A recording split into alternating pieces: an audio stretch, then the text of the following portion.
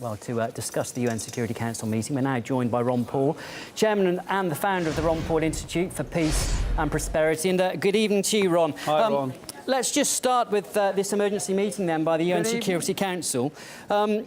Essentially, just listening to it too, it's presented as a fait accompli, isn't it, that the Bashar al-Assad was behind this chemical attack. But of course, the Russian envoy was trying to make the point, again, you're basing your evidence on stuff that's presented by groups and bodies and NGOs that we know to have been unreliable in the past.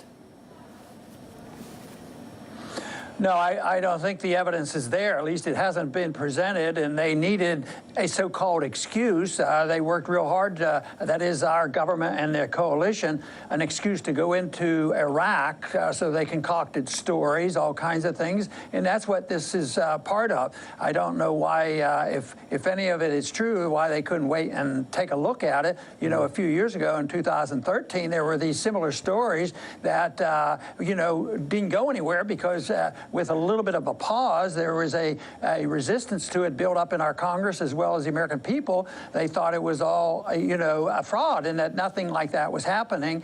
And right now, I just don't see how it could conceivably be what they claim because it's helping ISIS, it's helping Al-Qaeda, Why? It's helping the enemy that we're supposed to at least be fighting. Why did Trump rush into this overnight? Didn't get it past Congress, didn't even try to put it past Congress, didn't wait for any of the alleged evidence that the Syrian government, maybe even Russia behind it, or was behind this awful chemical attack on the 4th. Why did he do this? Was it a knee-jerk reaction? Was he pushed? What's behind it?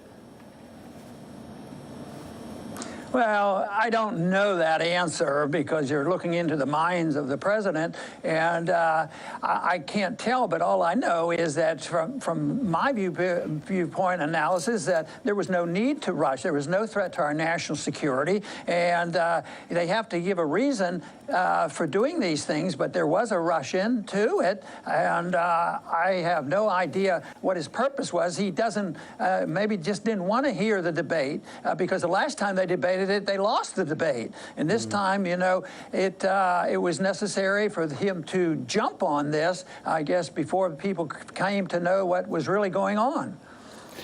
Just to tell you, Ron, we're across what's happening at the UN, that Emergency Security Council meeting.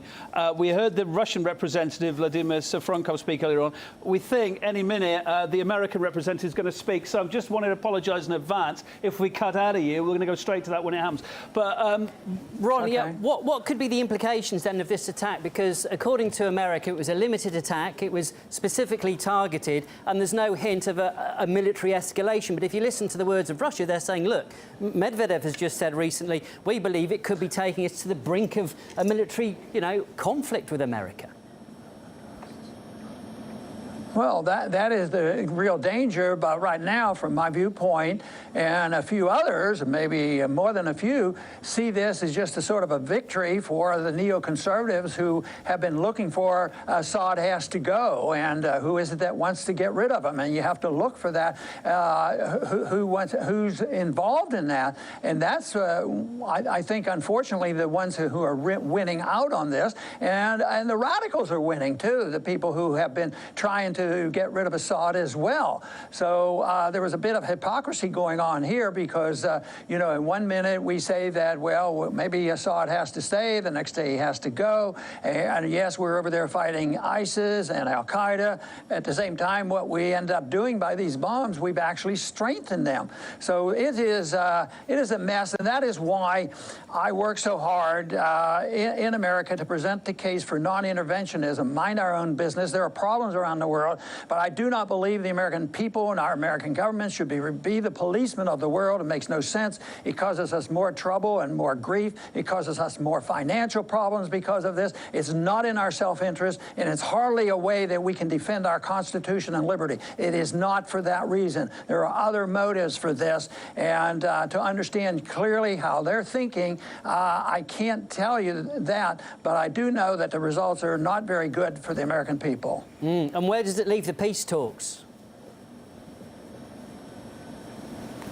Yeah, the peace talks, of course, have been ended now. They were afraid, they were terrified that peace was going to break out. Al-Qaeda was on the run. Peace talks were being being entertained with, and all of a sudden it had to change. And this changed things dramatically, the whole event. And I do not expect them anytime soon or in the distant future to prove that Assad would be so stupid as to do this. Why would he do it? It was zero benefit to him to participate in it. And but the headlines here, United States says Assad's killing his own people, killing his own people. Well, that makes no sense whatsoever. And I wish that people would demand to hear the truth before they decide they have to go and start another war.